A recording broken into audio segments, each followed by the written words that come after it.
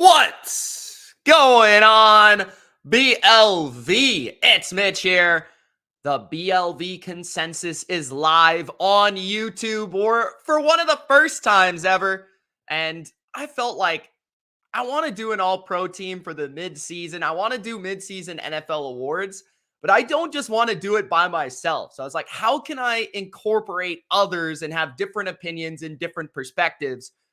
So I felt like this is a great opportunity to give Ultra and Durcant an opportunity on the BLV to give their opinions about which players have been the best at their positions across offense, across defense, across special teams this 2023 NFL season, halfway through the year. And it's also an opportunity for those of you that aren't a patron, aren't a YouTube member, to get to know Ultra, get to know Durcant, and the podcast that we have exclusively on Patreon every week, which is the BLV verse consensus, where we discuss each NFL week and talk about the matchups and the things that are really popping to us that we believe that maybe the ESPNs of the world aren't really talking about. So let us know who's on your all-pro team. Let us know who's won your NFL awards. And without further ado, we're just going to get right into it. I've given Durcant and Ultra the format for the positions, the offense, the defense. After the video, I'll put the little chapters for those of you that watch this after the fact, so you can look at the offense, the defense, the quarterback position, the tight end position, defensive end position, whichever positions you guys want to watch specifically. And then at the end, we're going to talk about the awards. So let's just go, man. Let's start with the quarterback position. We're going to go offense to defense. Typically, the first team all-pro quarterback wins the MVP award. That's pretty much the way it goes. But this year, more than other years, maybe the MVP won't be a quarterback. Who knows? Maybe there's debate at least. Now, let's start off with Ultra on your pick for the first team all-pro quarterback. Who you got? All right, so typically the first team all-pro quarterback is the quarterback that has the best stats. You're typically looking at stats like completion percentage, touchdowns, pass yards, passer rating as like the four base stats. The advanced analytics community will look at EPA per play, success rate, completion percentage over expected, things like that. And so in those stats, there's really three options right now. It'd be Tua, it'd be Brock Purdy, and it'd be Josh Allen. Here's what I'll say. My quarterback is none of those guys. Ooh! Tua right now, the narrative around Miami beating up on bad teams and struggling against good ones, one, has a lot to do with him. And two, is too strong for me to put him as the first team all-pro quarterback. Brock Purdy, similarly, there's too much of a narrative around how he has this great supporting cast and great offensive coach. And also, he's kind of fallen off a cliff the last couple of weeks. And he's thrown some big interceptions in big-time moments. And Josh Allen, while I think Josh Allen has arguably been the best quarterback in the NFL through 9 weeks, the team being 5-4 hurts him in terms of this award. So I'm going to go with the guy that has an excellent record, has had several excellent performances this season, and is just in general, I think, been the best quarterback in the NFL, and that is Lamar Jackson. Ravens are 7-2. They've been really good offensively in several of these games. They humiliated Detroit and Seattle. Lamar played very well in both of those games. He's been doing it with his arm and his legs. And just in general, even though the weapons are better than they've been in years past, I still don't think they're to the caliber of some of these other guys, specifically Miami or San Francisco. And so what Lamar's doing right now is just exceptional. And I think he would be my MVP vote. And I think he deserves to be first team all-pro quarterback. Okay. All right, Durcant, who's your pick at quarterback? Do you agree with Ultra or do you disagree?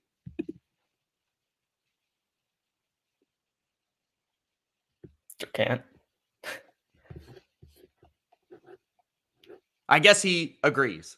I'll go with my pick, and hopefully Durcant can unmute himself. I'm going with a different choice. I felt like most of you would probably go with Lamar, and that's totally fine. I don't disagree necessarily. But I think the best quarterback in the NFL this year has been Josh Allen. And the reason I feel like it's been Josh Allen is he is his entire team. His defense absolutely sucks. There is no debate. When you allow 29 points to the New England Patriots, your defense stinks. The offense is one of the better offenses in football, and it's thanks to Josh Allen. Regularly, you'll see players pressuring Josh Allen from all different sides of the offensive line, inside, right, left. It doesn't matter. He runs the football. He throws the football. He leads the league in touchdowns total. So to me, statistically speaking, Josh Allen pops. When you watch him play, he not only combines, rushing, passing, explosiveness, and then the ability to beat you, just throwing a million different paper cuts underneath. I just feel like this year, when you look at the quarterback position, relatively weak in terms of years past. But I think if we're talking about the guy that has to carry his team more than others, mine would be Josh Allen. I don't think Lamar, for that reason, is my first team All-Pro, because I think Lamar is amazing, but there's a lot of games where he's pretty pedestrian statistically speaking. Makes a lot of great plays, but the defense has been so good. The run game has been so good. The offensive line is so good that he doesn't really need to be absolutely phenomenal each and every week, and he can get by. Josh Allen has to be phenomenal or the team loses. So, yeah, there's interceptions. Yeah, there's turnovers. I just feel like his greatness overcomes all that stuff, the turnovers. The reason they're losing games are not the interceptions. So, and you look at other great quarterbacks. I mean, Mahomes has just as many interceptions. So for me, Josh Allen is the first team All-Pro quarterback, best quarterback in the league right now. Durcant. I told you to go, but yes, I have Lamar Jackson.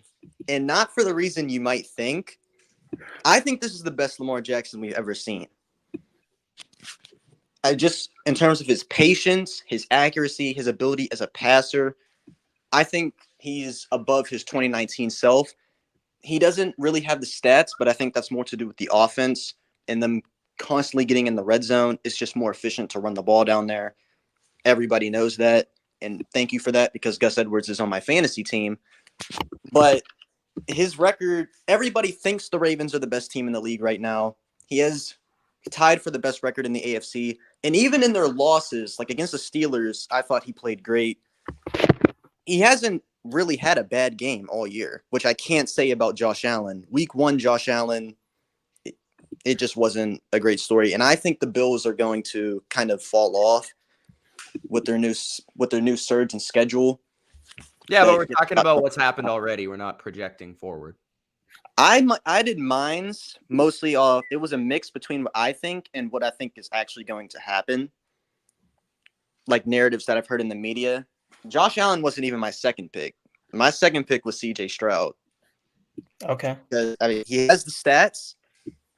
There's no reason for the Texans to be 4-4, but they are. He just had a 5-touchdown game. And if we're talking about players that carry their team, I think he's right up there with Josh Allen. He's at least in the top 3. Yeah. Okay. Yeah, I don't hate this. I don't hate the Lamar pick, obviously.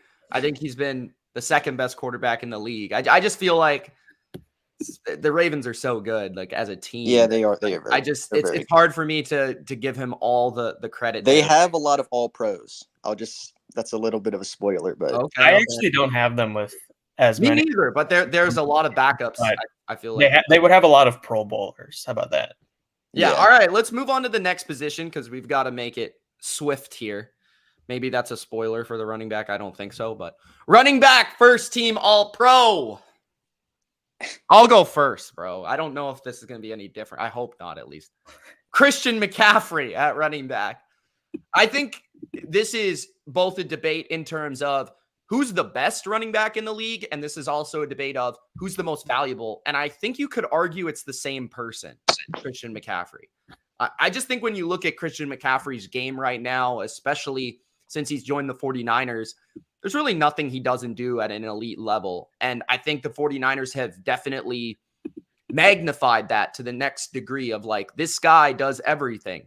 He runs routes better than any running back in the league. He catches the football better than any running back in the league. He has better vision than any running back in the league. He's super explosive, quick, powerful, fast. He's got it all in his game. And he's also a great leader in that locker room this season. And you look at his touchdown pace, it's up there with, the Sean Alexanders and the LaDainian Tomlinsons of all time. I think he has 14 or 15 touchdowns through like 8 games. So that's pretty crazy for a running back. Now, the yards rushing haven't been great as of late, but the all-around game, receiving, rushing, in a great offense, he's the engine of the offense. And final point would be, is he just allows the Niners to do what they do, which is play the same personnel each play of the game if they really want to. Did you guys have a different choice at the running back position? I did not. I had Christian McCaffrey first team All-Pro without a second thought. Now, he has regressed the last 4 games in terms of an efficiency perspective, but still, his regression is directly paralleled with the Niners' regression in general. And so I think that speaks to, even though he's a running back, he's still very valuable to this offense. I feel like he's become their main player, their main cog in Kyle Shanahan's system. And, I think he is the best running back in the NFL, and I think he's played like that for the majority of this season. So I don't really think there's much of a debate here with Christian McCaffrey. Again, maybe somebody can come up, but right now I think he's clearly been the best. Yeah, it's Christian McCaffrey. But I do want to know, who would you guys put second? I was thinking long and hard about who was second. Who is second? So I'd say Raheem Mostert,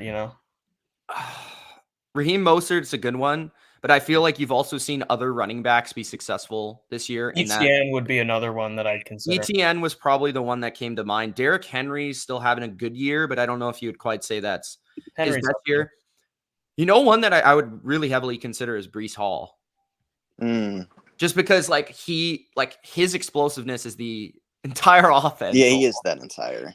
So there's a couple options. I would say Hall, ETN would be probably my top choices. Hey, there's also Kenneth Walker as well. I went with Mostert. Might be a little biased, but he's having himself a great year. Statistically, I think you would be accurate there. I think it would have been A-Chain easily if he hadn't gotten hurt. So he was at, but he's so good. He was so good. All right, let's move to the next position, which is wide receiver. At the wide receiver, number 1. So I'm going to go number 1, number 2, number 3, all right? So at number 1, it's Tyreek Hill. Wow, shocker. So Tyreek Hill is having a phenomenal season. He might even be the MVP of the NFL right now, and he is without a doubt the most dangerous weapon in all of football. The way that defenses have to coordinate their secondaries. We've seen all year different teams try to attack this offense in different ways. Some of them have had more success than others, but all of them have been trying to stop Tyreek Hill. It's not they're trying to stop Tua or Braxton Berrios. They're trying to stop Tyreek Hill, okay? So even without stats, like I'm sure Ultra could bring you those, he's the best with the ball in his hands. Probably one of the top route runners in the game, especially when you consider acceleration and change of direction. And then he's also the most dangerous. Who's your first team wide receiver, guys? He's also a lot more physical than people give him credit for. He's pound for pound, he's probably one of the strongest players in the league. And he's about to have 2,000 yards, and his quarterback is ass. So is it really much of a debate? Tyreek Hill is the best receiver in the league, okay? This is a Dolphins fan, by the way, saying that Tua is ass. Tua is ass. We'll get to this on the Patreon. Cheap plug. I need to rant about Tua on the Patreon, even if it is a bye week, okay? Because holy, you know what. But Tyreek Hill was the best receiver I've probably ever seen, and this is coming from the biggest Antonio Brown supporter of all time. He's number 1. I'm just glad to have him on my team. That's all I got to say. Ultra, you agree? I think Tyreek Hill is a top 5 receiver ever. I think Tyreek Hill is just I mean, you guys said everything. I'm not going to add anything, but I mean, he's top 2 in receptions, leads the league in yards and touchdowns. Pretty easy choice there. Okay. So the second receiver, I think it's also kind of obvious. It might have been less obvious if I feel like if Justin Jefferson was healthy, but not the case. I think AJ Brown is the number 2 receiver on this team. he has taken his game to the next level. And we thought that might happen. I think all of us, especially Durcant, have been high on AJ Brown throughout his entire career. But once he left to Philadelphia, you thought maybe there was more upside because of Jalen Hurts in the offense. And this year, he's just taken it to the next level. I feel like instead of just being a big play receiver, where it's rather like a slant for a big play after the catch, or it's like a go ball, he's combined those things with just more consistency, more volume. He's actually become a volume king on top of being a physical freak of football. I mean, the guy is built like Venom. So he's a pretty big stud, and he's got great speed, great after the catch, super physical, and way better, I think, with the ball in the air than anyone ever gave him credit for before. So you guys disagree with that? Agree with that? What do you think? You mean like adjusting to the ball? Like when he was in Tennessee, I didn't think he was quite, maybe he's just gotten better and progressed, probably. But it feels like with Jalen Hurts now, he just throws the ball up on third 15. I know what you mean. It, you know? I feel like part of that is Jalen Hurts. He is one of the best downfield passers in the league. But yeah, I also have AJ Brown for all the reasons that you said. And statistically, he's not going to catch Tyreek, but he's not that far off compared to everybody else. So I'm just glad AJ Brown is finally getting this chance to shine. I always saw his potential in Tennessee. Yeah, so just for reference there, guys, if you don't know off the top of your head, the receiving yards leaders, Tyreek Hill, 1,076 yards. AJ Brown, 1,005 yards. That's two receivers over 1,000 yards. The third receiver is Stephon Diggs with 834 yards. It's like a 200-yard difference between wide receiver 1, wide receiver 2, and the rest of the league. Yeah, the gap between AJ Brown and Stephon Diggs, who's in third, is larger than the gap between third place Stephon Diggs and ninth place Amon-Ra St. Brown, which is ridiculous.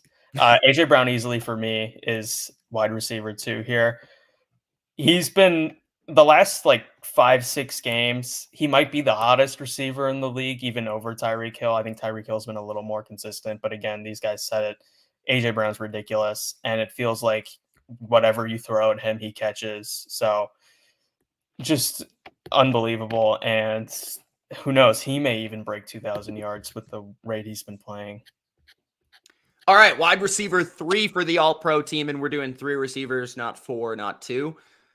Mine is, I don't know, like you could argue maybe like 2 or 3 or 4 different guys here, I feel like, but my pick's going to be CeeDee Lamb. And the reason I'm going to go with CeeDee Lamb here is because it feels like not every game has he needed to stand out, like the Giants game, the Patriots game, where their defense just utterly dominates. But every time it feels like they've been in a close game, he has dominated the game, you win or lose, right? You look at the Eagles game, you look at the Chargers game. This guy is just always open. Like his route running this year, I think, has taken it to the next level. His change of direction, his ability after the catch has always been strong. But I think he's actually grown into more of a well-rounded player where he's not just playing in the slot. He's playing outside. He's doing it all. His physicality, I think he's gotten a little bit stronger through like press coverage and contact and things like that. I feel like CeeDee Lamb has just been a target hog, the engine of the Cowboys offense, especially given the run game not being great. And that's why I have him as the wide receiver 3. I'm excited to hear what you guys have as your choices. Ultra, go ahead. Yeah, so Jefferson being out the last couple weeks has really opened up this spot. I was between 3 guys. I was between CeeDee Lamb, Stephon Diggs, and Jamar Chase. That was the same for me. I think the difference for me, my pick is Stephon Diggs. The difference here is I feel like Stephon Diggs has just been more consistent. Their production's been fairly similar. I think Diggs has been a little bit better than the other 2 overall. But Diggs has had at least 50 yards in every single game this year, whereas Lamb and Chase have had a couple games where they've just kind of been not a non-factor because they always get attention, but they've been quieter. So I feel like Diggs' his consistency this season earned him that spot. And again, I mean, this guy, such a good route runner, has improved down the field and has such a strong connection with Josh Allen that seems to be getting just as proficient and even deadlier at times this season. And what he did to Miami in that game was just, I mean, one of the best receiver performances of the year, I thought. So two things I would say before Durcant goes. First, Stephon Diggs leading the league in receptions, I believe. Yes. And secondly, the one thing I'd say for CeeDee Lamb, 10 less yards, 1 less game. So that's fair. Something to think about. But availability is the best ability. Fair enough. No, 1 less game because of a bye. Durcant. Just make the schedule better. I was also between a bunch of different guys, and I put Stephon Diggs down as my honorable mention. Stephon Diggs is a great player, but I feel like CeeDee Lamb this year, he just takes over games. He's definitely the hotter receiver right now, I think. Against the Eagles, it was just like this guy cannot be stopped. And I think he is the biggest culprit outside of Dak himself to Dak's recent just surge in top 5, whatever performances. Dak Prescott has been playing really well. CeeDee Lamb has been playing really well. And since the Cowboys' rushing offense has been a little disappointing lately, I think that's a big reason why the Cowboys are even competitive in games against teams like the Eagles. And CeeDee Lamb, I think, is a little more versatile than Stephon Diggs. I'd say he's better after the catch than Stephon Diggs, at least more aggressive. And he is a little more physical than Stephon Diggs as well. So, I mean, if we're just going trait for trait, I think they're at the very least even with each other. And I just like the way CeeDee's playing more. I don't know. Was there anyone else that we considered? BK considers Jamar Chase. Devontae Parker.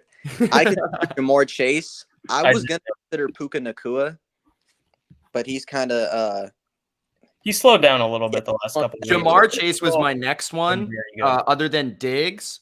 And then after that, I'd probably say Monroe St. Brown. St. Brown would have been after Nacua for me. Tight end. I've got an interesting pick, so I'm gonna let you guys go before I go. Let's go with Durcant first to give your tight end pick. This was probably the position or one of the 3 positions that I spent the most time on because there are a lot of tight ends right now that are really close in productivity. And I didn't want to just look at production because I feel like the tight end position is one of those positions where you can see more beyond the stats, especially depending on the system that they play in and what they're asked to do. I was not going to go Travis Kelce. Mostly because I feel like he hasn't been heads and shoulders above every other tight end this year. There are games where he just doesn't show up, including against the Dolphins. Taylor Swift's got his head, up his ass. So I didn't want to go Travis Kelce because I feel like that would just be a boring pick, and he hasn't been good enough for me to just say, okay, just give I think the main factor, I didn't go with Kelce either. The main factor for me was what you said first. He's like really good in one game, and then you don't even see him the next. Yeah. So that was kind of my thing with him. I thought about Mark Andrews. His connection with Lamar Jackson is second to none. If Mahomes and Kelce weren't a thing, then that would be the quarterback tight end duo everybody would talk about. I thought about Laporta for the Lions, but in the end, I went with TJ Hawkinson, especially because Justin Jefferson is out, and the Vikings, they needed guys to step up, and Hawkinson is one of those guys that has been consistent all year, and him and Jordan Addison have made one of the better receiving duos in the league that nobody seems to be talking about. And statistically, he's right up there with everybody. So I went with TJ Hawkinson from Minnesota. That's fair. I did the boring pick. I went Travis. You're a Travis Kelce Swifty homer, here's the thing. I didn't actually want to go Travis Kelce because I do agree with both of you that he has not had the season so far that he has had in the past. Now he's had big games, but he hasn't been consistently dominant the way that he was last year or in several other seasons of his career. Now, there's 2 issues there. One, no other tight end has really stepped up enough, at least statistically. And even when watching them, I don't feel like anybody has been so dominant. I'm surprised not a single person has mentioned George Kittle. I was about to mention him. There isn't a 2018 or 2019 George Kittle season or a 2021 Mark Andrews season where I can say, okay, this guy deserves to actually be the first team All-Pro over Kelce. Nobody's really made that claim for me, they have stood out in that way.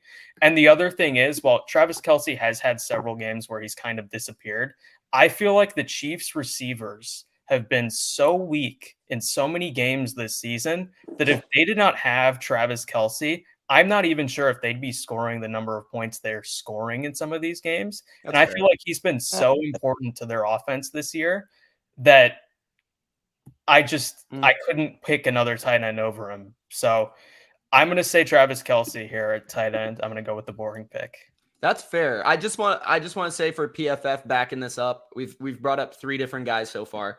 Kittle is their number 1 graded tight end, Yes. 84.9 compared to 84.2 of Kelce, but he does have an 83.2 run block grade, which I think is one of the highest in the league.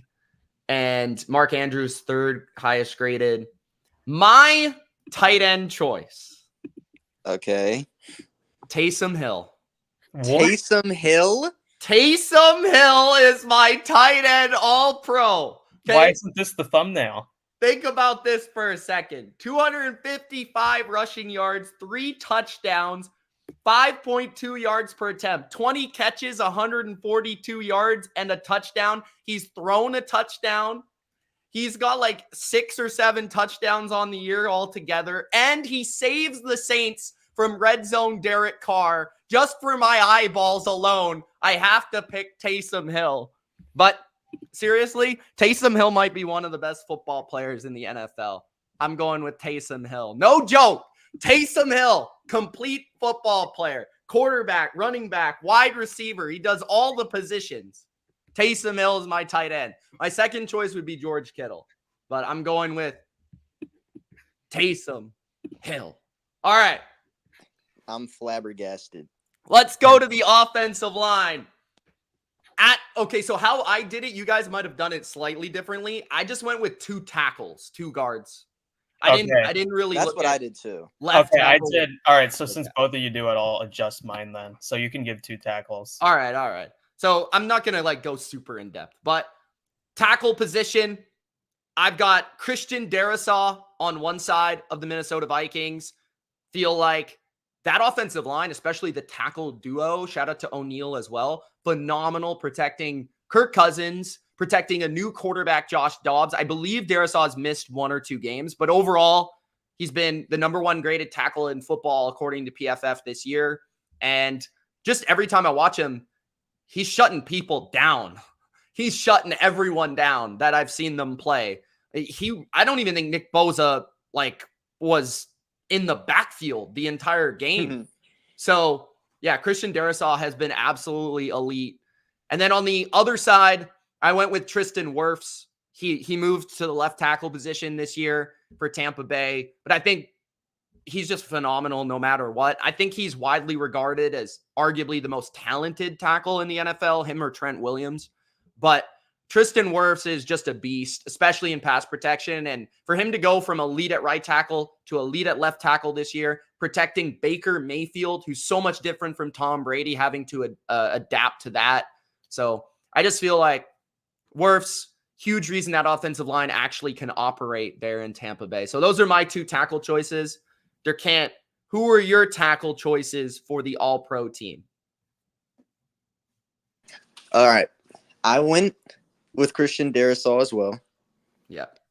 For all the reasons you stated, and especially since the Vikings are such a pass-heavy, reliant team. My second pick was Penei Sewell. Mm-hmm. I wanted to go with – this is how I like to look at offensive line. I like to look at players that are on good offensive lines because I feel like offensive line is a lot more than just your talent. I feel like a lot of it is communication and your chemistry and your ability to just read a pass rush and a blitz and communicate with your quarterback as well. So I went with Penei Sewell because I think the Lions' offensive line is the strongest part of probably their entire team. I thought about Lane Johnson. I thought about the Eagles, but I feel like the Eagles' offensive line has been slipping a bit, at least these past few weeks. So I think Sewell is the safer choice. And I do think in the long run, he'll probably be better than either tackle on the Eagles, personally. Lane Johnson has an argument for me just because it feels like whenever he's not in the game, Yeah, the offensive line just becomes an entirely different unit. Now, I do want to say one thing with tackle, which Durcant kind of sparked for me, is tackle's a little bit different to me than the rest of the positions, because if you have one really good tackle, you can kind of just let him go one-on-one, which is what I think a Tristan Wirfs does or a Trent Williams does when they're in the game. And when you can't do that really with a guard, right? It's kind of hard to do. So you can give help to the other side of the offensive line, which I think doesn't really go noticed in a grade. But speaking to the grades, another reason I went with Wirfs is he has the highest pass block grade in football. Tristan Wirfs is the highest graded. They actually have Mailata as number 2 for Philadelphia there. But what do you have for Ultra at the tackle position?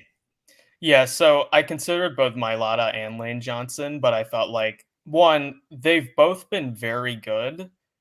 So they kind of canceled each other out, if you know what I mean. And the Eagles just in general have been very good on the offensive line. So I didn't put either of them in there. I considered Tristan Wirfs. I think, like Mitch said, he's been very good, especially in pass blocking.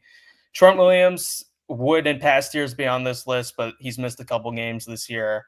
And I don't think he's quite been to the level he's been the last 2 years, which were historically dominant level seasons. Yep. So I actually went with the exact tackle duo Durcant did, Christian Darrisaw and Penei Sewell.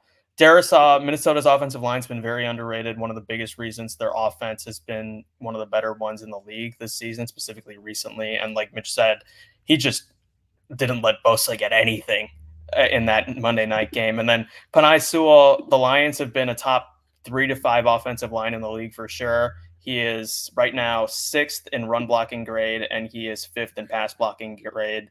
Him and Darrisaw are actually the only 2 tackles that are top 6 in both pass blocking and run blocking grade right now. So I think those have been the 2 most complete players at their positions and have both led very strong offensive lines this season. All right, moving to the inside, guard position. This one was, I had one obvious pick for me, which my obvious pick might not even be obvious for Ultra and Durcant, which is going to be funny. But the other pick was really tough because guard is tricky. You don't always watch a guard on every play, so you kind of have to get into the weeds a little bit. So my first pick is going to be Joe Thuney of the Kansas City Chiefs. Every time I watch the Chiefs, it feels like Mahomes has all the time in the world. I think a large reason for that is Joe Thuney, especially when you consider, okay, they moved off Orlando Brown Jr. this offseason. They bring in Donovan Smith, who I don't think is very good. And Joe Thuney is just going to town every week. I don't see this guy ever get beat. He's really good in the run game, really good in the pass game. I think overall one of the most complete players. And then especially when it comes to pass blocking, I think every season it feels like he's at the top of the league in terms of grade or pressures allowed or whatever the stat may be. I think he's the greatest player in football on one of the best teams that never gets talked about. So Joe Thuney, former Patriot, another player that Belichick let go, is my all-pro at guard. My second all-pro is going to be maybe a surprising pick to more of the casual audience, but this guy is on a really good offensive line. He's playing alongside another great guard, but this might be his breakout season. Tyler Smith of the Dallas Cowboys has been ridiculous this year. If you watch his tape against Jalen Carter, who's going to be maybe the rookie of the year on defense, he pretty much dominated that matchup. There was maybe 1 or 2 plays that Carter was able to win. Other than that, he was dominating that matchup.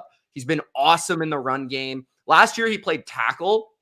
This year, he moved inside, or at least he played a little bit of tackle. He played guard a little bit. But this year, just been phenomenal alongside Tyron Smith, and run game, pass game, been really, really good. He might even be better than Zach Martin at this point, which is something crazy to say. But Tyler Smith is my pick at the other guard position. Ultra, who do you got? So I actually did not have Joe Thuney in there. Now, he's been very good, but the first guy I put in there actually was Tyler Smith. I think Tyler Smith has been phenomenal for Dallas this season, and I do think he's been better than Zach Martin. Like you said earlier, he played very well against the Eagles. I thought against who did they play earlier in the season? I think there was this team they beat like 38-0. But he played extremely well in that game. The Giants? It was Patriots? yeah. Which And one? then the other one I went for was Chris Lindstrom. Now, part of this is I'm a Falcons fan, so there's a little bit of bias there. But I feel like Chris Lindstrom for the past 3 or so years has been cumulatively the best guard in the entire NFL. And while this season maybe has not been his best in terms of the last couple seasons, I still feel like he's been extremely dominant in run blocking. The Falcons just, for whatever reason, haven't run the ball in the same way mostly because of Arthur Smith. That was the reason I kept him out. That's fair. And then in pass blocking, I do think he's had maybe his best season yet. So I would put Chris Lindstrom in there. I have no problem with Joe Thuney in there. Another guy that's played very well, by the way, is Kevin Dotson of the Rams. He's the highest graded guard according to PFF. Now, the Rams offensive line has slipped a lot the last couple of weeks, so I couldn't put him in there, but he's been playing very well individually. A couple honorable mentions for me personally would be Landon Dickerson, Joel Bitonio. Those were a couple that came to mind. Durcant, who are your picks at guard? All right, I guess I have a hot take, but first I did go with Joe Thuney. I was between him and Lindstrom, so I went with Joe Thuney mostly because I wanted to put a Chiefs player in there. I feel like their offensive line is just too good to not have somebody in there. Yeah. And I think their offensive line, considering their lack of talent with the weapons right now, is the biggest reason why their offense is even competent other than Mahomes and Reed. Agreed. And yeah, every time I watch the Chiefs, Mahomes, he has 10 seconds in the pocket. He's looking for somebody to get open. And I think Joe Thuney is at the very least one of the 2 or 3 main reasons for that. My second pick is a homer pick. Robert Hunt. I went with Robert Hunt. Yeah. Okay, listen. I was thinking about Tyler Smith. I was thinking about Bitonio. I went with Robert Hunt because last week he did not play. And I felt like that's the one loss that nobody's going to talk about, that nobody really noticed. Without him running the ball up the middle, it just was not existent. The pressure up the middle, that's something that Tua specifically cannot handle at all. And I think Robert Hunt is the unsung hero of this offense. When he was gone, the offense just fell apart. That's what I think. I think that was a big deal. And he has to play alongside Connor Williams, who's the worst center I've ever seen in my life.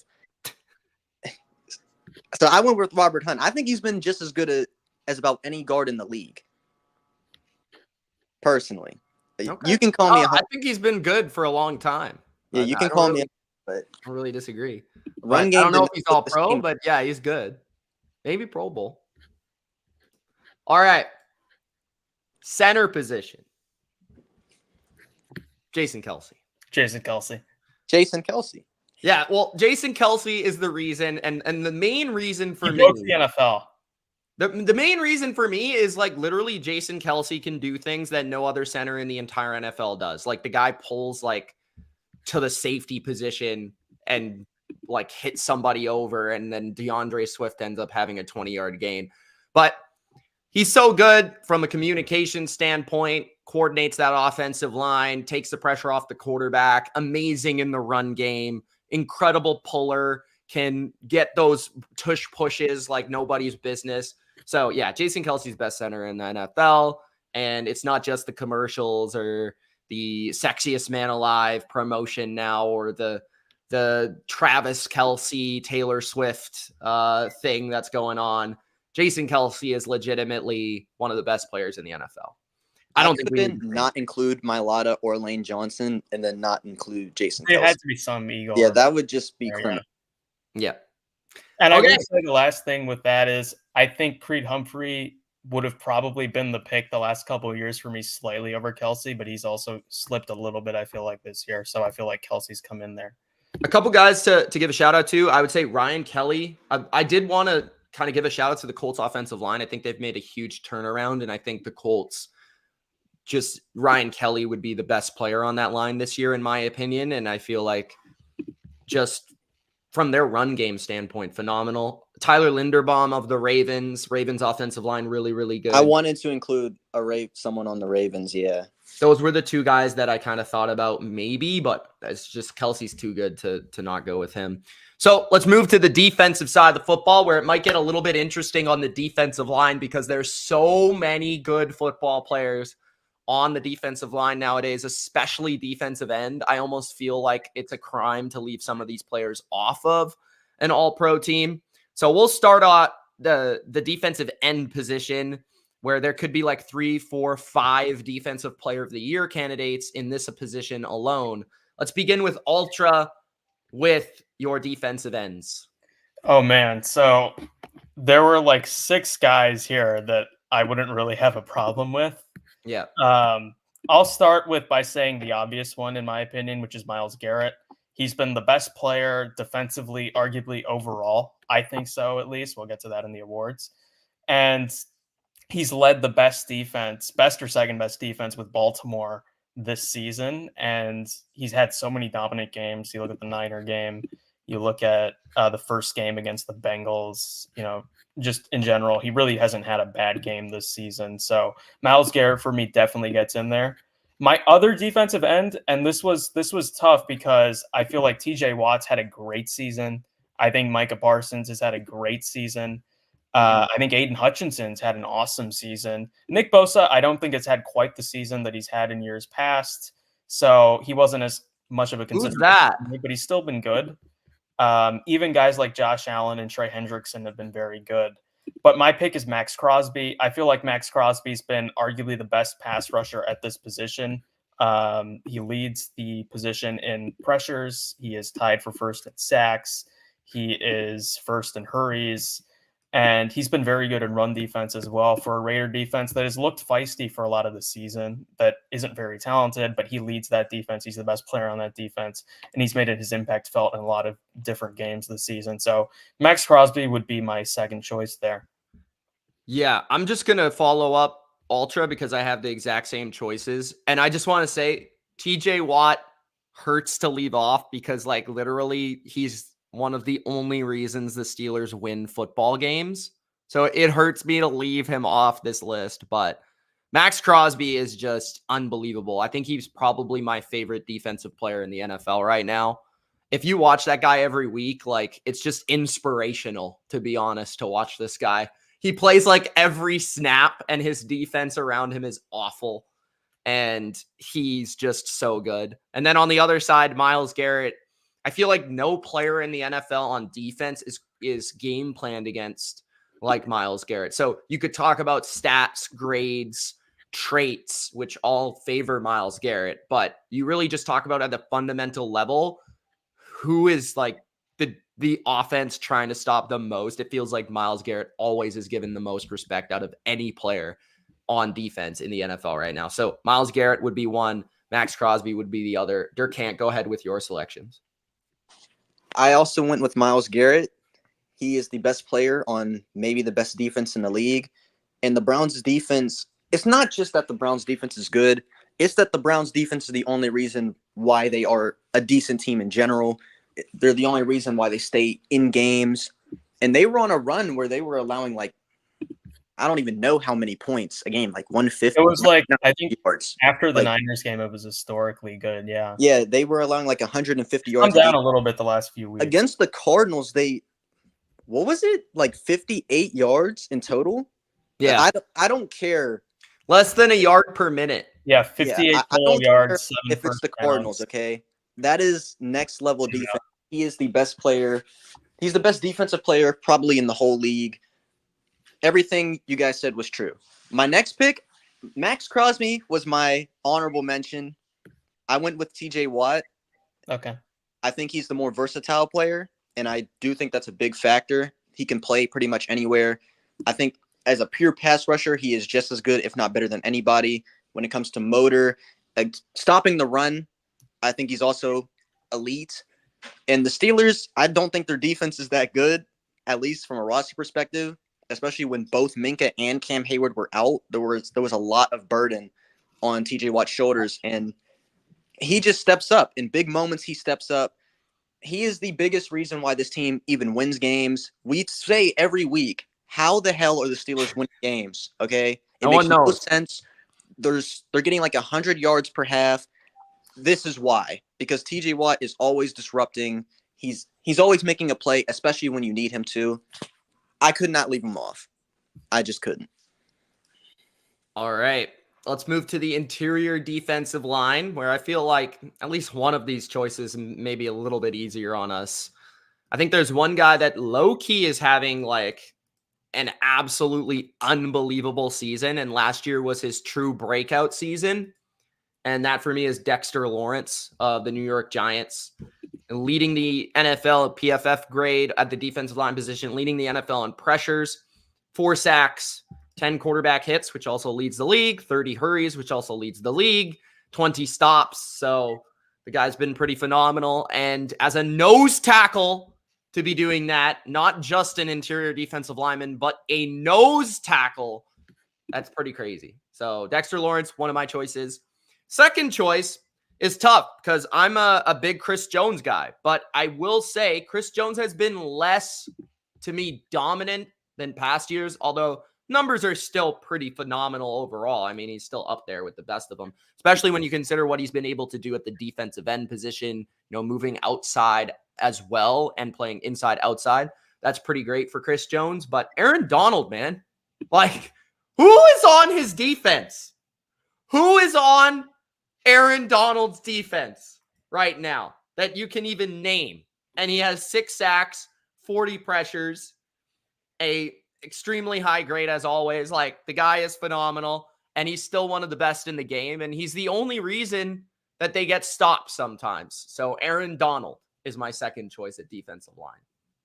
Yeah, I had the exact same too as you did. Dexter Lawrence, the Giants being one of the worst teams I've seen in my entire life, is taking away from the fact that Dexter Lawrence has been the best interior defensive lineman in the league this year, has the highest grade. Has the most pressures. He's been dominant in run defense. I mean, this guy is carrying a defense on his back. And similarly for Aaron Donald, I considered Quinnen Williams and I considered Chris Jones, but ultimately I felt like those two guys, both of them are on some of the best defenses in the NFL. They have a lot more help than Aaron Donald does. Aaron Donald's out there playing with nobodies, and he's one of like 4 or 5 individuals that are the reason the Rams ever compete at all, and on a roster full of bums. And so Aaron Donald, I feel like, has been, while maybe he's not quite the Aaron Donald he was of 2 or 3 years ago, he's still, to me, this is deserving of an all-pro season here so far. I just want to say Quinnen Williams was also a guy that I really looked at. I think the one thing that kept me from picking him was 0 sacks. I understand sacks aren't everything, but that's still not great. Durcant. That was something that almost made me not pick Quinnen Williams. Oh, here we go. At the end of the day, okay, I love Aaron Donald, but he's a boring pick. I love Chris Jones, but he's a boring pick. Quinnen Williams in the Jets defense every single week, it's just hard to watch. Their defense is so good. He's just such a body up the middle. I could not go with Quinnen Williams here. My second pick was Dexter Lawrence because he might be the best defensive player in the NFL. I don't know if that's a hot take. Free Dexter Lawrence, especially since the Giants defense has actually been playing a lot better recently. That's true. The dude is like 6'5" and 350 pounds, and he leads the league in pressures. How does that even work? The guy is, who's like a huge nose tackle? Like Vince Wilfork? Yeah. Jordan Davis. He's the size of Vince Wilfork, but he rushes like J.J. Watt. What else do you want me to say? Yeah. But I went with Williams. Linebacker position. So we went with 2 linebackers as opposed to 3 here. I hope there's one of them that is pretty obvious. I hope. Okay. And this guy, Ultra's favorite player, Roquan Smith. Roquan Smith of the Baltimore Ravens has been everything to, in my opinion, the best defense in the NFL. And I think it's because of Roquan Smith. Roquan Smith's communication reminds me of a Brian Urlacher or a Ray Lewis. Like, he has old school traits at linebacker that we don't quite see as much anymore, but it reminds you how much linebacker is important as a leader, communicator of the defense. Roquan brings that back on top of having incredible range and coverage, great run stopping ability with speed and athleticism, and overall leadership traits. And he functions in probably the most confusing coordinated defense in the NFL right now. So Roquan Smith, linebacker 1 for me. Linebacker 2, it's a little controversial. I feel like maybe, perhaps, but CJ Mosley is my second pick. And the reason for that is the Jets defense. Durcant brought it up, but I feel like he's so underrated on that defense. His communication as well. I just want to give a shout out to linebackers who are leading their defense, pointing guys out. This guy's going here, this guy's going there, trying to tell what the offense is doing, communicating to his defense. But then CJ Mosley, great in coverage, a really good tackler overall, really good against the run, sideline to sideline. And I just feel like he operates that defense at such a high level. Without him, they would take a significant drop off across the defensive line, in the front seven, and also in the back end. So there's 2 Jets linebackers that were arguable. I just feel like CJ Mosley is the engine of the Jets defense, who's one of the best defenses in the NFL. Not the best player. I'd say that's Quinnen Williams, but the guy that makes everything run. Durcant, who do you have at the linebacker position? Well, CJ Mosley was an amazing pick, Mitch, and I kind of feel bad that I didn't really think about him now that you brought it up. So I guess I still put Quinnen Williams there for compensation, but Roquan Smith is the best linebacker in the league by far. He's the best player on the best defense. I agree with everything you said about him. He's fast, he's smart, he's a leader. He can do it all in the run game, in the pass game. There's nothing that he can't do at an elite level. I went with Fred Warner. It's like every time I watch the 49ers, Fred Warner, I see make the most plays on their defense, whether it's in the run game or in the pass game. There's not really much else I can say. I feel like he is the best coverage linebacker in the league, and I do think that's very valuable in today's game. But I really do like the CJ Mosley pick. I wish I thought about it. The only reason Warner, I would say overall, Warner is probably, if I were to rank linebackers, I'd probably have him second. But I just feel like that is also just kind of balancing out how he's played over the years, where he's been the best linebacker in the league. And right now, where the defense isn't quite playing up to the level.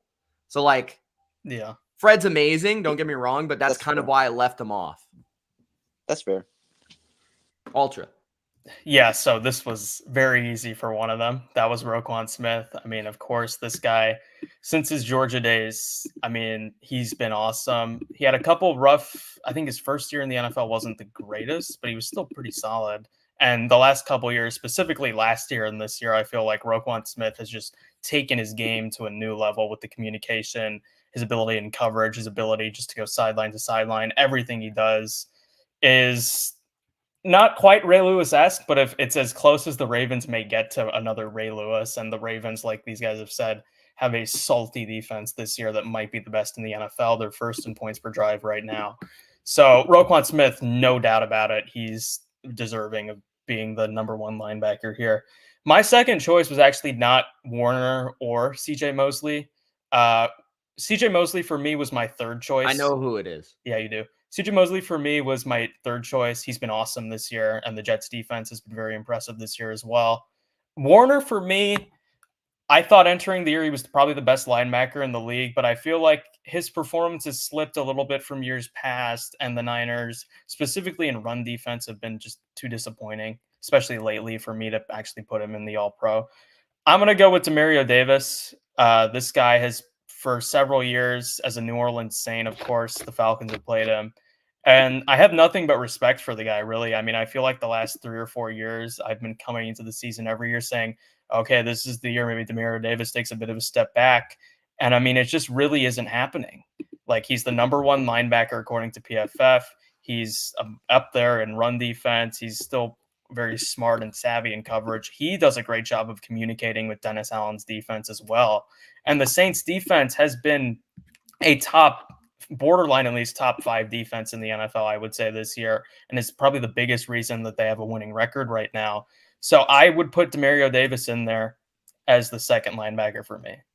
That's fair. Davis was my honorable mention. Yeah, Davis I thought about as well. All right, let's go to safety. So safety, there was a lot of different choices in my opinion. I think safety is a really deep position every year. I do feel like there's some big risers this season, though. Definitely. And some of the younger guys starting to step up into some premier roles. Overall, I just decided to go with like who I think the most complete strong safety and free safety are. So my choices are first in the box. I'm going with Antoine Winfield Jr., who is maybe my favorite safety in the NFL. His game is just crazy. He's a crazy pass rusher off the edge on the Todd Bowles blitzes. He has range to cover deep. He could play in the slot, although he hasn't as much this year. Great tackler. Just overall does everything for this defense. I think he's the best player on that defense. And when you look at it, I think he has the highest pass rush grade in the NFL at safety. He has the second best run defense grade in the NFL at safety and the third or fourth overall grade. Doesn't have flashy stats in terms of interceptions or anything like that, but overall just a really, really complete safety. Give a lot of credit there. And then my other safety is going to be, in my opinion, who I think is the best free safety in football, and that would be Ultra's boy, Jesse Bates, out of the Atlanta Falcons. I'm just going to say one thing. We'll let Ultra, if he has him on the team, I'll let him describe Jesse Bates. I'm not sure if he does, but rangiest safety in football, in my opinion.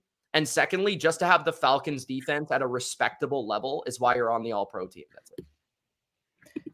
Yeah, so I have Jesse Bates in there for the Falcons. He's been just so good from his first game against Carolina, where he was just all over the football field, was the best player on the field that day.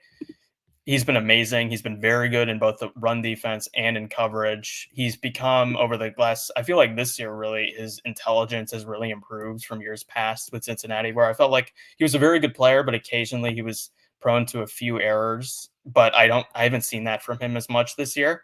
And so Jesse Bates for me, and again, he has led that Falcons defense to being a top 10 to 15 unit in a lot of different statistics on a defense that isn't really all that talented still, to be honest with you. And my other guy is going to be Durcant's guy, Javon Holland. Javon Holland, while Miami's defense has disappointed, I feel like Javon Holland has been really awesome. I think he's been one of the best coverage safeties in the NFL. I felt like recently, specifically, he's picked up his game. And I felt like just Javon Holland, like this defense around him has really, well, I don't think they've played at their level. I feel like Vic Fangio has gotten the best out of Javon Holland that we've seen. So I think Javon Holland. This is his breakout season. Yeah, I think this has been his breakout season. So I would put Javon Holland in there. Winfield. Yeah, I considered Holland. I'll let Durcant get to his picks before we go to his picks. I just want to say one thing about Holland is kind of reminds me of like the new Devin McCourty. It's kind of like my comparison for him. Durcant, go ahead. I also consider Javon Holland, being the homer that I am. He was my honorable mention. Jesse Bates was who I actually put, but I took him out. This was the hardest position for me to rank. There's one more player that I'm surprised hasn't been talked about yet. There are a lot of guys that I think really deserve this. I went with Antoine Winfield. Mm-hmm. I feel like he's the most well-rounded safety in the league. And for such a small guy, I mean, I just love Antoine Winfield because he's tiny. He's smaller than me, but he just has this tough edge to him. I can't really explain it. But my second pick was Geno Stone for the Ravens. That's the guy. He leads the league in picks. And at the end of the day, and it's not just leading the league in picks. I understand that doesn't tell the whole story.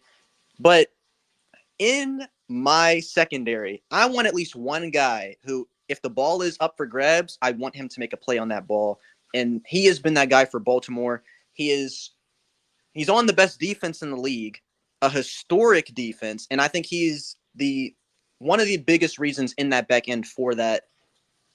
I had to go with Geno Stone. You know what helps his case to me is the fact that Marcus Williams has missed most of the season. Yes, and Marcus Williams has been out.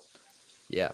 So Geno Stone is amazing. I mean, that safety trio is like unbelievable. Yeah, When I they get consider Marcus him- Williams back, that is like 3 of the best Yeah, safeties in the going to- entire league. I consider Kyle Hamilton. Yeah, I was gonna say Hamilton was like my 6th pick if I Yeah. wasn't. Yeah. So those are the safeties. Corner position was really hard. Corner was really hard.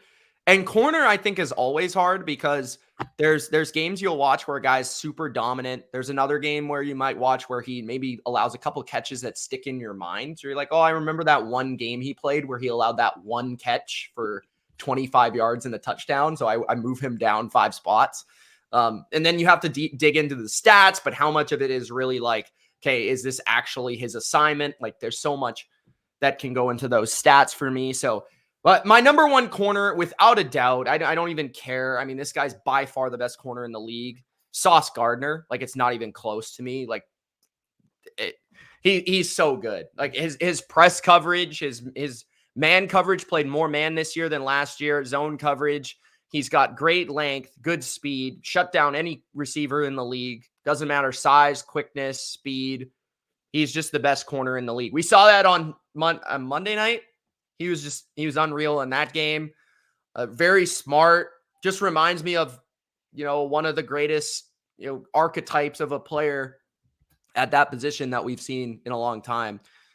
My cornerback 2, really, really hard. This is one where I think we may have different choices across. So I went like this. I got cornerback 1. I got cornerback 2 because I'm thinking of it as a defense. So I went CB1, CB2, and nickel. That's how I thought of it. So my CB2, I'm going with Turtles boy, Paulson Adebo of the New Orleans Saints. And the reason I went with him is I think he's a very complete corner. You watch him play run defense. He's got an aggression, that nastiness that a Saints player typically has. He has ball production. He's allowed a very low reception percentage, passer rating. You just look at all the stats across the board, and he's been absolutely phenomenal. And I give a lot of credit to Saints corners in general because of the style that they play. That's a big reason. The way I think of corners, I give them extra credit. If they play more man coverage, if they play more single coverage. What are your stats in single coverage? Paulson's up there with the best of them. Adebo's up there with the best of them for single coverage statistics as well. So, yeah, just an unbelievable breakout season for a guy that not a lot of people have probably heard of. And then my nickel back position. This is funny because I don't even think he played nickel last year. I think it was the other corner on his team that's also a consideration for this team as well. You guys know how much I love L'Jarius Sneed, but my pick is actually going to be Trent McDuffie because Sneed's playing on the outside. McDuffie's playing in the nickel position this year, and they basically switched positions. And you watch the play he made against Tyreek Hill. That's basically been his entire season all year long. He's been one of the best corners in the league. And you watch the Chiefs. I think they have one of the best coordinated secondaries in the league. They play a lot of man coverage. They ask their guys to play one-on-one. And there's a reason for that because they're really good. And McDuffie is quick, fast. Think he can play press. Think he can play zone. Reacts to the ball really well. Can run with fast receivers. So they put a lot of pressure on him. And he's played really, really well in run defense and pass defense. What's your guys' picks? Let's go with Durcant first for his 3 corner selections. My honorable mention, Devin Witherspoon. All right, this corner might have even been tougher than safety. Wow. Adebo was a great pick. I considered his teammate. I think that duo in New Orleans is really, really good and one of the main reasons why their defense is the way it is. I considered Witherspoon. I think I actually had him on my list when I first made it, but I took him off. My first pick was Sauce Gardner because, again, the Jets defense. And everything about this guy just screams shutdown corner to me. You can just look at him. The height, the weight, his stats are perfect to be a shutdown corner. He has the speed, the physicality. Everything about Sauce Gardner screams shutdown corner. Nobody is asked to play on an island as much as he is. The guy is, they have another Darrelle Revis. I'll just put it like that. My second pick, this was when it got really, really tough. I went with Marlon Humphrey. Ravens defense, their secondary. Marlon Humphrey, I think what separated him from the other corners for me is his versatility. The fact that he can play inside and outside and guard anybody, no matter who the receiver is, and no matter what their strengths are, whether they're physical, they're fast, whatever. So I think that's Thought about him as well. I think that he is the second most important piece to that Ravens defense because of that. They don't really have to worry too much about somebody taking over a game no matter where they play. They can just say, Marlon Humphrey, you need to play in the slot? Okay. You need to play on the outside? Okay. And he can shadow a receiver for an entire game either way, no matter where they line up. My last pick was Trent McDuffie. A lot of it is because of the latest game against the Dolphins. He was unreal. Even week 1, like, just unreal. He's in the slot. He's like Marlon Humphrey to me. Like, I feel like they're the same archetype. I think player. the Chiefs have 2 players like that. Yes, Their defense, I think, is so good. I think a lot of people look at their front 7, but I think those 2 corners is the biggest reason they're that good. But. And I wanted to bring this up, actually. I like that you mentioned that. One of the reasons why I think the Chiefs have actually been as successful as they have been throughout this run is their corners, because they have picked up guys. They picked up corners that might not be the biggest names, but they're tough. They can press. They're not scared to isolate. They don't seem to fear any receiver. I think that's a big factor, whether it's Stephon Diggs, Tyreek Hill, whoever it may be. They just say, we're going to press you, and we're going to mess your route up every time. So I went with McDuffie. Ultra. Yeah. So Sauce Gardner, I'm not going to say anything more about him. He was the obvious pick. He's the best corner in the league. There's no debate about it. I also went with Trent McDuffie in my All-Pro. That's your favorite player. So yeah, I was the first to the Trent McDuffie hype train. I remember before the Raiders-Chiefs Monday night game last year, you and Lenny were laughing at the Chiefs corners against the Raiders that day, and I was like, Trent McDuffie, man, he's been playing well. Don't sleep on him, and he's just been getting better. I've always liked Trent McDuffie. And the performance last week against Miami was maybe the best corner performance of anybody this season. I did even consider his teammate too in L'Jarius Sneed. I feel like McDuffie's been a touch better this season, and I wanted to give the Chiefs defense some representation. So went with Trent McDuffie. Considered a lot of different guys. I considered who did Mitch pick again? Adebo. Yeah, Adebo I considered Devon Witherspoon, although I feel like his play has slipped a touch the last couple weeks. Yeah. I could even consider Deron Bland. I feel like I did too, but then I thought of Marcus Peters. The one thing I considered about Bland is usually like Gilmore. I feel like it's better. Fair. It's just Bland has better stats. He's been so good in replacing Trayvon. Yeah. Jalen Johnson, I considered. He's had a really good year for the Bears on a kind of hopeless team. Where are you going here? I feel like you might go with the guy that I haven't said yet. I even considered DJ Reed of the Jets, who next to Sauce Gardner has been playing really well. But I'm actually going to go off the board. I'm going to pick a guy from a defense that I feel like has been playing really well, but hasn't got the representation necessarily from an all-pro perspective. I'm going to go with Darius Williams of the Jacksonville Jaguars. Darius Williams is the guy that a couple years ago with the Rams, with Brandon Staley's defense, was really awesome next to Jalen Ramsey. Kind of has not gotten as much attention the last couple of years. His play has slipped a little bit, but I feel like this season so far, especially with Tyson Campbell missing a couple games, Darius Williams has been excellent. I feel like he's really excelled in their defense. And Jacksonville's had one of the better defenses and pass defenses in the NFL, in my opinion. And I feel like they deserve some representation there. I feel like Darius Williams has played awesome. Top 3 in PFF grading for corners. He is first in coverage grade. So I'm going to go with Darius Williams there as my last choice for All-Pro. So there's a couple other guys that I just want to give a shout out to. Martin Emerson from the Browns, as well as Denzel Ward from the Browns. Cam Taylor-Britt, my favorite corner right now. I just keep giving him a shout out, but he's been phenomenal this year. Kenny Moore of the Colts, 2 pick sixes last week alone. Those guys, and then Gilmore. But yeah, All really good players and all really standout seasons. I was considering Denzel Ward for sure. Okay. Those are the defenses. Those are the offenses. Special teams, baby. We don't have to go super in depth here, but I only did kicker, punter, and returner. kicker, punter, returner. That's Yeah, what we're that's doing. all I do. Yeah. Yeah. So at kicker, I went with Nick Folk. Belichick traded his ass. We know why you went with Nick Folk. Nick Folk has not missed a single kick all year. Not an extra point, not a field goal, not from 50, not from 30, and Belichick traded him. Punter. I'm going with the Titans again. Stonehouse. This guy is unbelievable. I've never seen a punter. The Titans always have good punters. I've never seen a punter hit That's a a ball good further question. than this man.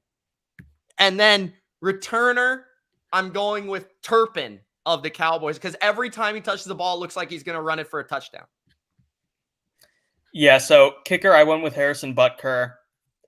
He has not missed a kick yet this season, I don't think. Of course, he kicked the game winners in both the AFC Championship game and the Super Bowl last season, and he's kind of used that momentum, in my opinion, to become just like he's automatic so far this season. So gave it to Harrison Butker there. I went with AJ Cole at punter for the Raiders. I feel like he's been really awesome this year for them. And then returner, I went with Turpin. He's just electric, like Mitch said, whenever he touches the ball, and you can never rule out a touchdown being ran back when you're playing Dallas. So I'm going to go with Turpin there. My kicker, well, we actually have different ones in every single. I went with Brandon Aubrey. I have him in fantasy. The guy is fantastic. I think he has missed the PAT. I don't think he's missed a field goal. But I feel like he's a valid choice. The punter, I went with Carmada of the Bucks. I think He's that's how you really say it. good. Yeah, Jake he's Camarda. really good. I know he's at the top of like every single punting stat. Yeah, he's really good too. And returner, I went with Nixon on the Packers. I was going to go with Turpin, but the Packers don't have any representation. And even though they suck, you know, this is at least somebody who's doing his job on that team. All right, so those are our all-pro teams, guys. We're going to transfer over to the awards if you guys are still with us. How do you want to start this? You want to like build up to MVP, or do you want to Let's build up to MVP. Yeah. Okay. So let's start off with comeback player of the year, because I think as long as this guy actually played a snap in the NFL, he's comeback player of the year. Yeah. So it's DeMar Hamlin. DeMar Hamlin, no explanation. Shout out to DeMar Hamlin for playing football again, period. I didn't even see this game live, like when he had cardiac arrest. Really? I was He was streaming it, I think. Yes. Yeah, And I was in the chat and I was like, why did the game stop for 20 minutes? And they were like, DeMar Hamlin just died. I said, Yeah. what? So, yeah, comeback player of the year, DeMar Hamlin. It's just, I mean, yeah. All right. Rookies of the year. I think these are also obvious. Offensive rookie of the year, CJ Stroud. Any debate? No, none No. for me. No. Okay. CJ Stroud's even better than I thought he was, and that's saying a lot. Okay. Defensive rookie of the year. Ultra. Mr. Jalen Carter of the Philadelphia Eagles. Of all of the dogs that the Eagles have, Jalen Carter has been the most dominant, even more than his teammate Jordan Davis on the same position. The guy was, I felt like, as a Georgia fan, watching that historic 21 defense, I thought he was the best player on that entire defense. And that is, so far, that's been proven out in the NFL. So Jalen Carter, for me, for sure, deserves this award. Okay. I agree. I consider Witherspoon, though. Witherspoon's really had a good. great year. And then Gonzalez before he got Gonzalez, hurt. yeah, it hurt. Yeah, Gonzalez was very good. All right. Coach. Oh, one last thing about Jalen Carter, by the way. Okay. A lot of people thought it was a huge loss that the Eagles lost Javon Hargrave. Jalen Carter has come in and has become better than Hargrave ever was. I'll say this about the Eagles. It feels like for a while they've had a very good defensive line, especially against the run. And 2 years in a row, they draft two studs on the defensive line. And they're going to have they're going to have that same defensive line for the next 5 whatever years. Yeah. Agreed. Coach of the year, I think we'll go individually here because it could be different. There's definitely a lot of candidates. There are. Let's start with Durcant. Okay. I don't know if you wanted to do assistant coach of the year, but You can give a shout out if you want. Yeah, my coach of the year and my assistant coach of the year are on the same team. God, I went with Kevin O'Connell. Damn it. Look. This is everything you said, I think, was on the review show about this guy was true. New quarterback, new whatever. Justin Jefferson, your best player, is out, and his offense is still producing. Josh Dobbs comes in and wins. The Falcons' defense isn't that bad, and he just shredded them with Josh Dobbs. So Kevin O'Connell, it takes a lot. Like, for me, this award, Coach of the Year, shouldn't just go to who's coaching the best team. Yeah. The Vikings, their season started out hopeless. Like, they looked like they were going to be a top 5, top 10 pick at the very least. Their season looked like it was dead in the waters. Justin Jefferson had gotten hurt. Kirk Cousins, who was having a phenomenal year, he might have been my second team all-pro quarterback if he did not get hurt. They were going to trade him. Yeah, and the trade rumors too. Like, with all this drama, losing your best players literally, and he is 5-4 on pace to make the playoffs and beating teams that he needs to beat in order to do so. He deserves this award. And Brian Flores is my assistant coach of the year. Aside from the homer pick, the Vikings defense just does not have talent. Yeah. And Brian Flores just has these guys performing above their heads every single week. That coaching staff might be the reason the Vikings make the playoffs this year. Yeah, I mean, I've got to just follow this up because I don't have any different picks here. Oh my God, you guys went for the exact same I'm shocked, honestly. I will give a shout out to Mike McDonald as an assistant coach from the Baltimore Ravens, who's been phenomenal for their defense. Also, Schwartz from the Cleveland Browns, who Joe Mannix wants to give a shout out to. Turn that defense around in a way that I always thought it could be turned around because they had a putrid defensive coordinator before that, but he has truly turned it around. But for me, I mean, the way I look at coaching is a little bit differently from other people. I do coach myself, not football, but I always view it as like, can you get the most out of your players? Can you do more with less? I feel like that in coaching is the highest degree of compliment. And I feel like when you look at the Vikings, everyone thought they would regress. They have suffered injuries to their best players. They are still relevant in the conversation for playoffs right now. And Kevin O'Connell, when you watch him offensively, one of the best play callers in the league. His team has confidence. He gets his playmakers the ball. How hard is that to say with a Falcons fan on the channel? I mean, Jordan Addison gets the ball right away in the offense, drafted day one. Justin Jefferson moves him around, elevates TJ Hawkinson. Offensive line's really good. Cousins was having a career year. Some of that's due to O'Connell as well. And then you have Josh Dobbs come off a plane and play and win a game. So that's super impressive. And then Brian Flores, I mean, people couldn't name 4 players on that defense, maybe not even 2. So you've got just a terrible unit that was totally elevated by Brian Flores, ridiculous blitz rate, but also great coaching. So yeah, those are my 2 picks, but lots of other guys that you could go with. We'll see where Ultra goes with his picks. Yeah. So I'll start with assistant coach of the year. Brian Flores is a great shout from both of you guys. I personally went with, I was between 2 different Ravens. There is Todd Monken and there's Mike McDonald. Mike McDonald, I think, has coached the best defense in the NFL this year. But I'm actually going to go, and this is a Georgia bias speaking here, but I'm going to go with Todd Monken. I think Todd Monken, with what he's done with this offense, with the improvement that Durcant talked about earlier with Lamar Jackson as a passer, I think Monken's responsible for a lot of that. And this guy always seems to have a really good game plan for the opponent. He has really fit all of his personnel in, which is a lot of, I think that's something Greg Roman really struggled with, felt like Roman had a certain identity for what his offense wanted to be. and he didn't adjust with the personnel that he actually had. Whereas I feel like Monken's done an excellent job of that. He's maintained the dominant run game that the Ravens have had in the last couple of years and has now paired it with one of the better passing games in the NFL. And I think the Ravens' offensive improvement, I mean, this team is 5th right now in points per drive. That's extremely impressive. And so for me, Todd Monken is the hire of the year and would be my vote for assistant coach of the year. And then coach of the year, I think people have to remember that coach of the year and best coach in the NFL are 2 different things. There's a reason Bill Belichick only won a couple of these. And so while I do think he wasn't the best coach. No, well, I do think Andy Reid is the best coach in the NFL. I don't think Andy Reid's been the coach of the year this year. I don't even consider him for that award. I think, I was ready to hand this award to Mike McDaniel a couple different times, but I feel like Miami's offensive regression a little bit has taken the shine off of that, and also the narrative against good teams. John Harbaugh's done an excellent job.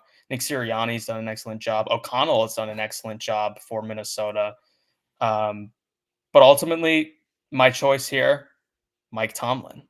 Mike Tomlin, I don't know how he does it every single year, but every single year, this guy manages to win 4 to 5 more games, especially the last couple years, 4 to 5 more games than he should. Consistently, this guy is outcoaching coaches in the 4th quarter. And just consistently, this guy's overachieving and is helping coach one of the better defenses in the NFL. I don't know how he does it, but he just does it all the time, no matter who his quarterback is, whether it's zombie Ben Roethlisberger, whether it's Mason Rudolph and Devin Hodges, whether now it's Kenny Pickett who shows up for 1 quarter. It's Mike to me. Yeah, that Mike Tomlin's a great pick. That might be the number 2 pick for me. I will say with Mike McDaniel, I think a big reason for me is I just think the Dolphins are extremely talented. So for them to have their record right now is not surprising. So part of being coach of the year is surprising. You have to have a surprising shock factor to you. So that's by the way, I would have considered D'Amico Ryans because I think Houston's been one of the bigger shocks, but I feel like a lot of that is their offense rather than their defense. Yeah. And Stroud. Yeah. All right. Defensive, offensive players of the year. Let's go with the defensive player of the year. And I will start. My pick for defensive player of the year. Who this is going to be?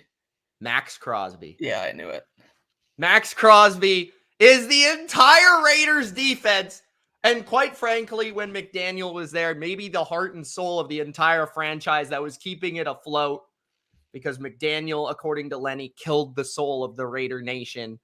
And Max Crosby leads the league in pressures, tied for the league lead in sacks, tied for the league lead in run stops, 2nd best run defense grade in the league, top 5 in pass defense rushing grade. The guy is unbelievable. I just watched Max Crosby, and I'm amazed how a single man has the effort on that play, on every single play. It's unbelievable. He has no one on his defensive line. Every run play, every pass play, he's in the backfield. There's relentless motor. I've never seen it. He plays more snaps than anyone else in the league at his position. 594 snaps on defense this year. The next player at his position, 527. Max Crosby, defensive player of the year. You guys go ahead. I went with Myles Garrett. Max Crosby's had an excellent year. A lot of the other guys, Roquan Smith, guys like, Sauce Gardner, all of these guys have had very strong years. Myles Garrett, though, just week to week dominance, consistency, top 2, arguably top 1 defense in the NFL. And he's been, in my opinion, the best player at the best position right now in terms of maybe just in overall in the NFL in terms of high-end elite talents. So for me, it's Myles Garrett. Well, I was gonna go Myles Garrett. I thought about TJ Watt. I thought about Sauce Gardner. I even thought about some safeties, but Roquan Smith. Everything about this guy. What I love in a defensive player. This is a personal thing because there are some people that they might like a defensive player that is great at one thing, but they might not be as well-rounded per se.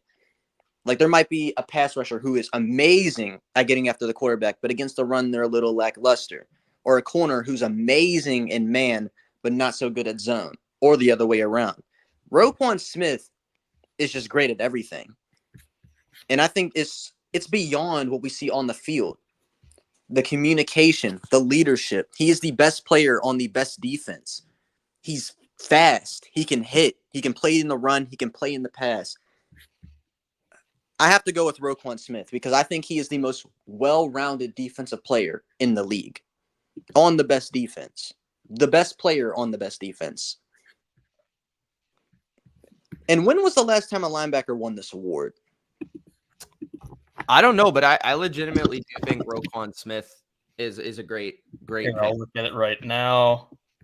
Luke Kuechly, 2015. 2015, right? Kuechly, yeah. Or 2013. Forget 2015. 2013. He could have won it in 2015 as well. Just off the top of my head. So I think it's about time that we recognize that there's a linebacker in this league that is on that level again of the Luke Kuechlys of the world. And I think that is Roquan Smith. Okay.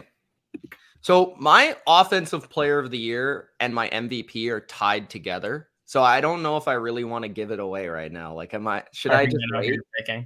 So should I just wait? It's up to you. Up to you. Okay, because I wanted to represent two different players. So how about this? I'll wait for my MVP to give both of my picks. Okay. Wait, so your offensive player of the year and MVP are the same? No, they're different. That's because I wanted to give two different players. Then why don't you just give your offensive player of the year? Because then it will give who my MVP is. Oh, okay.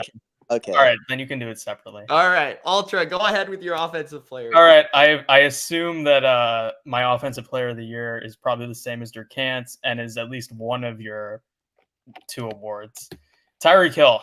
I mean, there was a debate early in the season, I think, for Christian McCaffrey.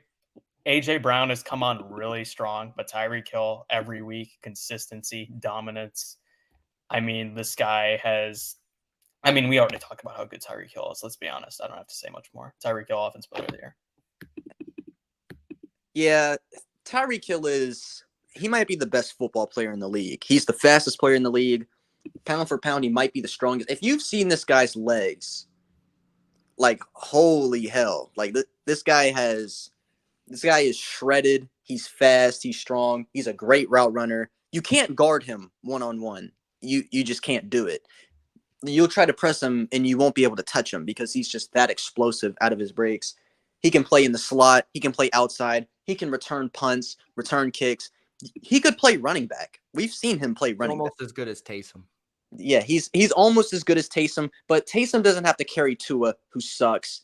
And, even when Jalen Waddle was out and dealing with injuries, Tyreek Hill, there was a play in the New England game. This was Mitch remembers. It was the last touchdown the Dolphins had to seal the game. Jalen Waddle was wide open. No one was. You know why he was wide open? Because Tyreek Hill was sent on a motion down the sideline, and two players had to follow him. So Jalen Waddle was not picked up on. And that's Jalen Waddle, who is one of the best receivers in this league as well. That's all I got to say. Tyreek Hill is the best offensive player in the NFL. Putting Tyreek Hill in this offense has just broken his stats. All right.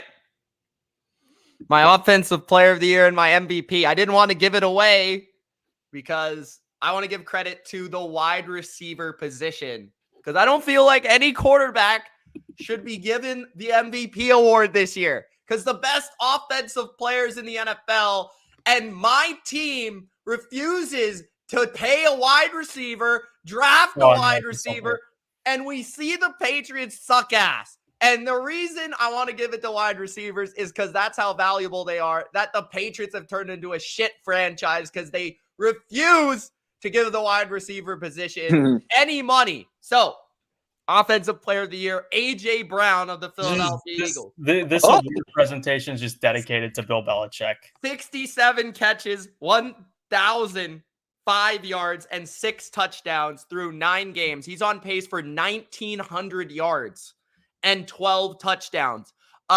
What?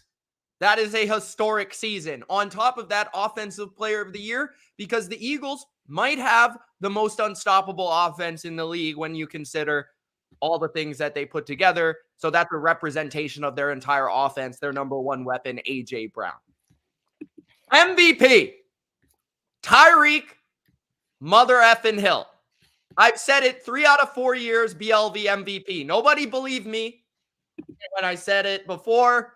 Every other year, everyone laughed at me. Oh, look at Mitch.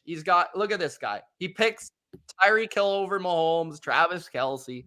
I'm telling you, it doesn't matter what team he goes to. They put up numbers, historic numbers. It doesn't matter if it's Tua or Mahomes, Andy Reid or McDaniel. It's because Tyreek Hill is one of the 3 to 5 best receivers of all time. And I mean, Durcant described it. He described it. He does it all. He's that good. And he gives me nightmares as a Patriots fan. What's All right. So my MVP, it's going to be Lamar Jackson. I feel like this NFL season has been about Lamar Jackson. I feel like the Ravens' dominance and Lamar's improvement as a passer has been one of the biggest, if not the biggest storyline. Obviously, Todd Monken deserves a lot of credit for that, but Lamar Jackson's the one who's actually having to make the throws. He's still such a big part of this offense with his legs, but his passing has just gotten so much better. He's processing the game at a much higher level. He's throwing the ball at an intermediate level at a much higher level. And Lamar Jackson is the highest graded quarterback in the NFL when under pressure this season. So the guy, I mean, the Ravens are top 5 in points per drive, like I said. And this team, even though their weapons have improved, they're still not Miami or San Francisco or Philly level weapons. And for him to be playing at the level that he's playing at right now, for me, is MVP worthy. So Lamar Jackson is my MVP. This is wow. I will say this. I was not going to pick Tyreek and I was not going to pick Lamar because it's hard to give it for me to give it to a receiver because I've seen receivers have seasons where I've looked at them and I've thought like, holy shit, you cannot stop this guy no matter what you try to do. I thought Cooper Kupp, if Cooper Kupp should have won it, if anyone should have. Yeah, if Cooper Kupp didn't could have won it easily, though. He was the best player in the NFL. The only reason receivers don't win it is because people say they shouldn't. Yeah, I think Kupp should have. Maybe this should be the year that it starts. I thought that Kupp should have won it. I thought that AB almost won it, but he got hurt.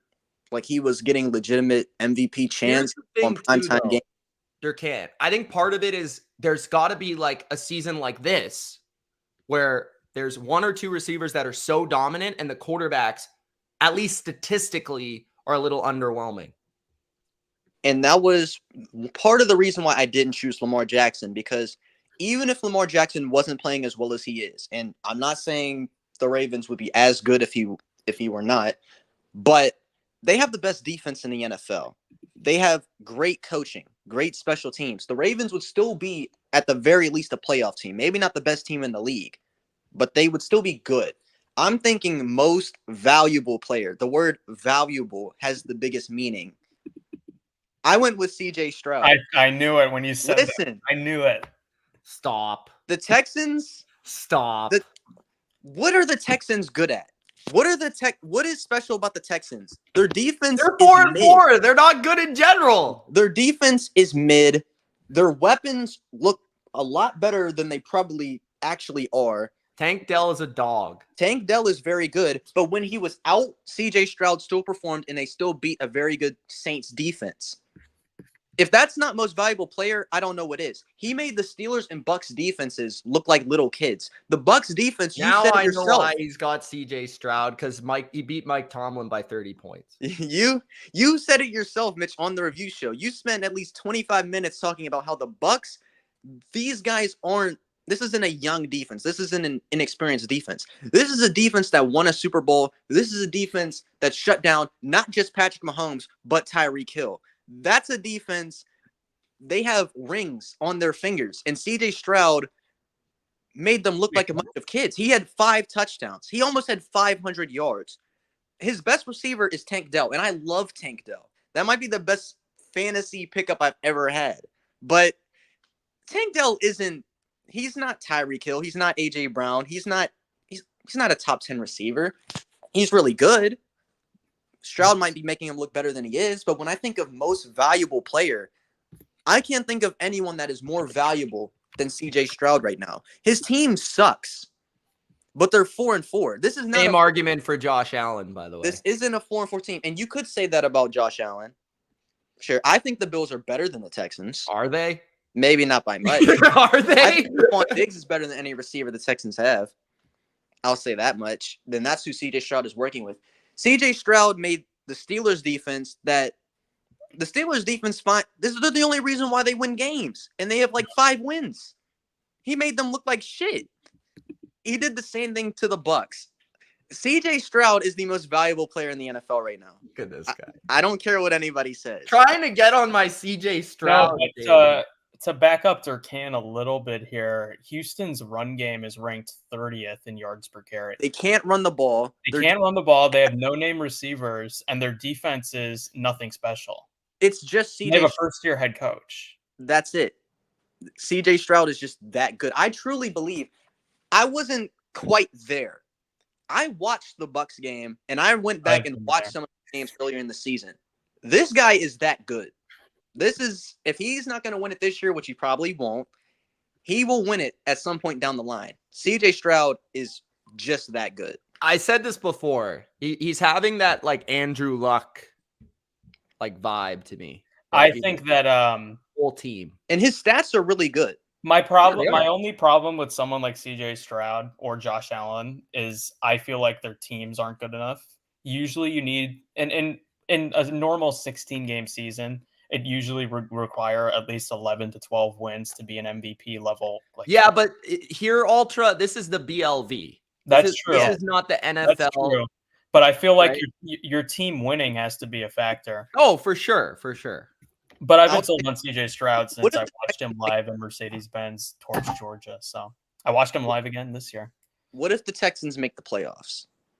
Then I think he has to be in consideration at least. What if they win 10 games? I'll say this. If they win their division, he should be in the top 3. All they have to do is sweep the Jags. Also, Joe says rookies don't make MVP. I think the last rookie to win. Oh, MVP, yeah, they destroyed the Jags, too. I forgot. Yeah, they did. Maybe Durcant's right. I don't know. The last rookie to win MVP's name was Jim Brown. So yeah, but CJ Stroud records are meant to be broken, Mitch. he just did it last week. All right. Well, there it is. Our all-pro teams, our awards. That is the BLV verse consensus. We will be doing our week 10 NFL preview, going through each matchup and our picks for the games exclusively on Patreon and for YouTube members only. So if you guys are not patrons, not YouTube members, and enjoyed the show and enjoyed the conversation, check it out, guys. Patreon starts at only $3 a month. Same as YouTube membership. So check that out and you'll get this podcast each and every week. Thank you guys for watching the show. It was fun. Gronk, spike the like button, subscribe, and we'll see you in the next one. Peace.